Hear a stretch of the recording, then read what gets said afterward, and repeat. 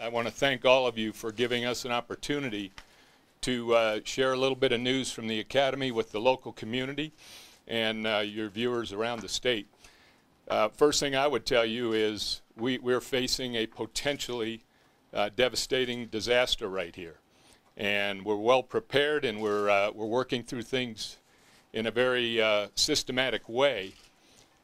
But I think it's important for all of us to look at the beauty in this, and that is the way this community and the El Paso County and the state, Colorado Springs, the way they've come together to help each other and to offer assistance across the board. It is a thing of beauty.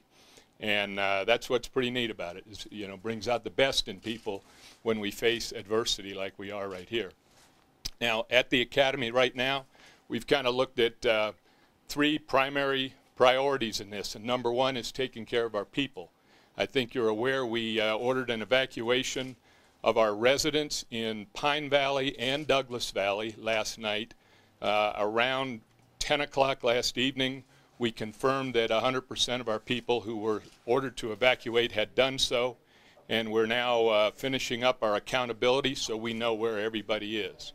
That was extremely important in the changing nature of this fire last night, as we didn't know where it might go and if it would in fact breach into Pine Valley. The second part of our priorities right now is to fight this fire. And it is very unpredictable, as we know, but our strategy is to try to catch it at the borders of the Academy. If that fails, our fire department falls back into a point defense, where we look at our high-value assets, primarily the hospital, the cadet clinic, or the Academy clinic, and the cadet area, of course, which is where we do our business, educating, training, and motivating and inspiring these young men and women to come out and be leaders for America. The third part of our priorities right now is continuing the mission as best we can. And that mission in the summertime is quite diverse. We have summer academics going on, and that will continue as planned. A lot of cadets stay to either get ahead in a certain area of study. Others are trying to catch up, frankly. But summer academics will continue. The cadets are safe. The faculty is able to get in and teach the various courses. Another area that we're training, actually two somewhat related areas, are our field training, and that's combat survival and evasion training, as well as our airmanship programs. And both of those areas right now are on hold. We're taking a pause with our flying programs and with the other field training until we see what the dangers are going to present.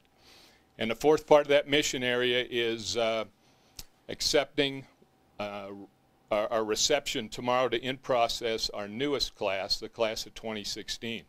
And we've looked at pros and cons of doing that as planned or perhaps delaying, but we've made the decision that it is safe and it's a smart thing to do to receive the class of 2016, pretty much in accordance with our plan that we execute every year. One modification is that we will receive the incoming class in the cadet field house, and we're working through that right now. We're doing it there rather than Doolittle Hall because it's a couple miles further to the north, and we think it'll be a safer and smoother operation. Once we get the class in and swear them in as our newest members of the Air Force, we have a decision to make, whether we start their initial training in the cadet area, which right now we are postured to do, or perhaps, and again this goes back to the great community relations, Discovery Canyon campus up the road out the North Gate has offered their facility where we could do our initial phases of basic cadet training. All in all, it's all about cooperation, community, military, and we just couldn't be happier. What we're getting from Fort Carson in the way of offers for support. Commander of Northern Command, General Jacoby, has offered anything they could possibly give us. And right now, like I say, we are well postured for success. I thank you again for the interest, and I'll just also say the reporting is another part of this community cooperation. I've seen so many helpful reports. on the television and over the radio and even in print. It is helping our people deal with this very tough situation. So thank you for that. Now I'm going to introduce Colonel Tim Gibson.